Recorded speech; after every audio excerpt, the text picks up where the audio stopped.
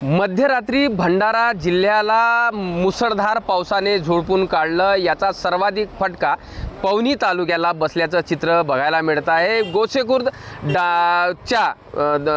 धरणाच्या डाव्या कालव्याचा जो उपकालवा या कोंढा परिसरातून जातोय, बघू शकतो या मुसळधार पावसामुळे या डाव्या कालवा असा अक्षरशः फुटलेला आहे। मुसळधार पावसाचा जोर सहन करू शकला नाही आणि हा पाणी इथे परिसरामध्ये असलेल्या शेती बांध्यामध्ये चालला। अक्षरशः शेत ज्या धान पिकाची लागवड करण्यात आलेली होती ती ये पाण्याखाली आलेली आहे।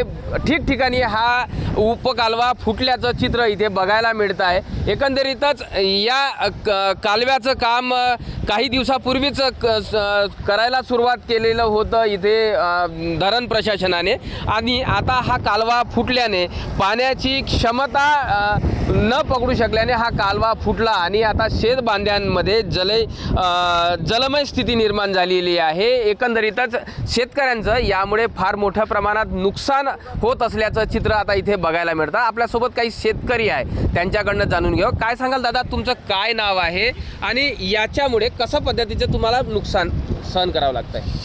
शरद माधवराव बागडे, मी पालरवरून बोलून राहिलो आहे। आमच्या शेतीला ह्याचा पण काहीच उपयोग नाही आहे, पण हा फालतू हा गडचिरोली जिल्ह्यामध्ये याला पाहिजे, हा आम्हाला नुकसान घातक आहे। हा कसं हे आता इथून पाणी जे चालू आहे काय किती लोकांचं नुकसान कशा पद्धतीचं होईल, कसा आर्थिक फटका आता नुकसान शेतकऱ्यांना? भयंकर नुकसान आहे। आता तो काहीच नाही करू, कास्तकार काहीच नाही करू। आज जे आलेला पीक जो पैसा खात पाणी हा जो सारा पुरा वाया गेलेला आहे, काहीच नाही राहिलं आहे।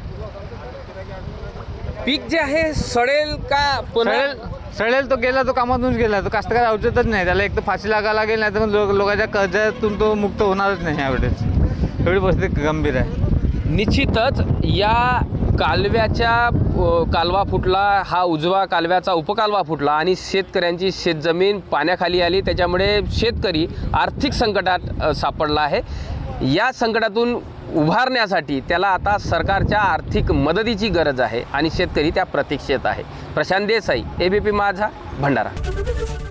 एबीपी माझा, उघडा डोळे बघा नीट।